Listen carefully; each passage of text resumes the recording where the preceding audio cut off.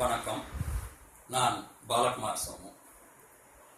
முதல்ல ஜல்லிக்கட்டு போராட்டத்தில் தங்களை இணைத்து கொண்டு களத்தில் இறங்கியிருக்கும் ஆயிரம் மாணவ செல்வங்களுக்கு என்னுடைய நன்றியை தெரிவித்துக் கொள்கிறேன். அவர்களுக்கு நான் தலைவணங்குகிறேன். பல வருடங்களாக நடந்து கொண்டிருக்கும் போராட்டம் இது. நமக்கு இது இன்றைக்கோ நாளைக்கோ முடிந்துவிடப் போவதும் இல்லை. இன்றைக்கு நாம் எல்லாரும் ஒரு எழுச்சியோட இறங்கி போராடிட்டு இருக்கிறோம்.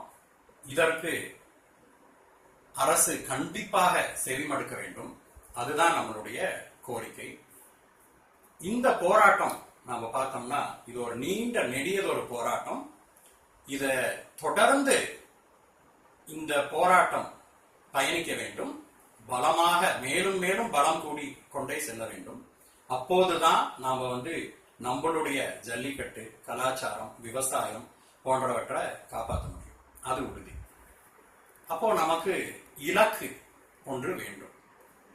நம்மளுடைய ஒரே இலக்கு இந்த போராட்டத்தின் மூலமாக என்னவாக இருக்க வேண்டும் என்று பார்த்தோமானால் அது ஒரு ஜல்லிக்கட்டு பாதுகாப்பதற்காக ஒரு சட்டம் கொண்டு வருவது மட்டும்தான் நம்மளுடைய ஒரே இலக்காக இருக்க வேண்டும்.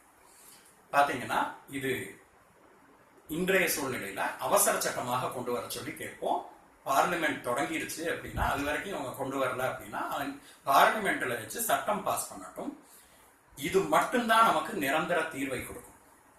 அதாவது ஒன்று, இருக்கிற மிருக நல வதை சட்டத்தை நாம் அமெண்ட் பண்ணி நமக்கு தேவையான பாதுகாப்புகளை அதுல கொடுக்க வேண்டும். ஜல்லிக்கட்டுக்கு பாதுகாப்புகளை அதுல கொடுக்க வேண்டும். எக்ஸப்ஷன் அல்லது சேஃப்டி மெஷர்ஸ் நாம் அதுல கொடுக்க வேண்டும். இல்லைன்னா நீ புதுசாக ஒரு சட்டம் கொண்டு வந்து எங்களுக்கு ஜல்லிக்கட்டை பாதுகாத்து கொடுக்க வேண்டும். ஜல்லிக்கட்டு என்பது ஒரு விளையாட்டு அல்ல. இது விளையாட்டு மட்டுமல்ல. இது நம்மளுடைய கலாச்சாரத்தோட ஒன்றி போனது, பண்பாடு, பாரம்பரியம், இதையெல்லாம் மீறி இது நம் விவசாயிகளின் வாழ்வாதாரம். அதை நாம் எல்லாரும் புரிஞ்சுக்கணும். நம்மளுடைய விவசாயிகளுடைய வாழ்வாதாரமே கால்நடை செல்வங்கள் தான். தமிழ்நாடு என்பது ஒரு காய்ந்த பூமி. நமக்கு தண்ணீர் கிடையாது. தண்ணீர் நமக்கு உரிமை இருக்கிற தண்ணீரை கூட அக்கம் பக்கத்து மாநிலத்தை சேர்ந்தவர்கள் கொடுப்பதில்லை. அதற்கும் மத்திய அரசாங்கம் துணை போவது வேதனையாக இருக்கிறது. அப்படி இருக்கிற ஒரு சூழ்நிலையில காலங்காலமாகவே இந்த காய்ந்த பூமியில விவசாயிகளை காப்பாற்றிக் கொண்டு வந்தது, ஆபத் பாந்தவனாக இருந்தது கால்நடை செல்வங்கள் தான். அந்த கால்நடை செல்வங்களை அழிப்பதற்கான ஒரு முயற்சி தான் இந்த ஜல்லிக்கட்டு தடை. அதை நாம ஏத்துக்கவே முடியாது. இந்த animal welfare board of India, PETA, PFI, HSI போன்ற அமைப்புகள் எல்லாருமே பாத்தீங்கன்னா இதை நோக்கித்தான் பயணிக்கிறாங்க. அவங்களுக்கு இந்த அன்ஆர்கனைஸ் செக்டார்ல விவசாயம் இருப்பதை ஏற்றுக்கொள்ள முடிவதில்லை. நம்மளுடைய விவசாயிகளை ஒழித்து கட்ட வேண்டும். இது தமிழ்நாட்டுக்கு மட்டுமல்ல, இந்த சட்டம் இந்தியாவுக்கும் பொருந்தும். அவர்களுடைய போராட்டம் தமிழ்நாட்டில் ஆரம்பிக்குது, ஆனா இந்தியா பூராவும் பொருந்தும். இந்தியா பூராவும் பாதிக்கப்படுது.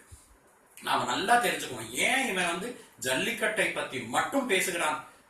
பேல்கடா, மகாராஷ்டிராவில் நடக்கும் பேல்கடாவை பத்தி மட்டும்தான் இந்த பீட்டாக்காரனும் அனிமல் வெல்ஃபேரை சேர்ந்த சின்னி கிருஷ்ணாவும் பேசுவார்கள்.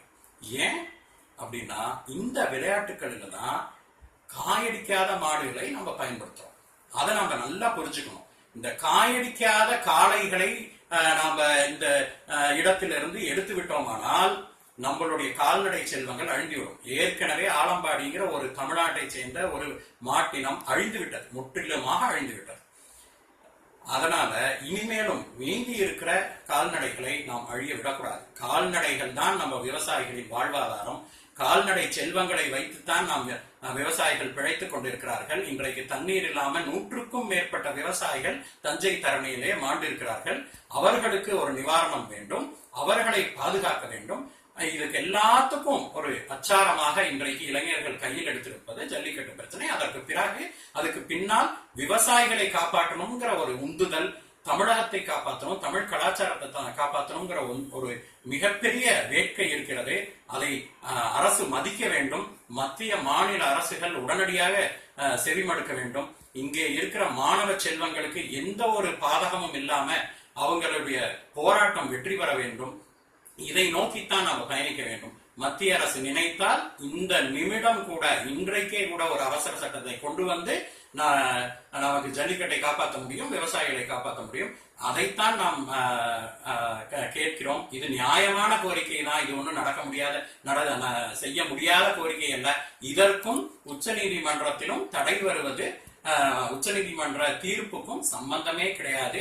உச்சநீதிமன்ற தீர்ப்புக்கு நான் காத்திருக்கிறோம், அதுக்கு பிறகு பார்ப்போம் அப்படிங்கிறது நம்மளுடைய போராட்டத்தை நீர்த்து போக செய்வதற்காக அவர்கள் செய்கிற ஒரு நாடகம். இதை நாம் ஏற்க முடியாது. ஆகவே மாணவ செல்வங்களே, உங்கள் அனைவருக்கும் நான் மீண்டும் நன்றி கூறிக்கொள்கிறேன். நம்மளுடைய ஒரே குறிக்கோள் மிருகவதை தடை சட்டத்தை மாற்றி உடனடியாக ஒரு அவசர சட்டம் கொடுக்க வேண்டும் மத்திய அரசு என்பதை இங்கு கூடியிருக்கும், இங்கே போராடும் அனைத்து நண்பர்களுக்கும் நன்றி.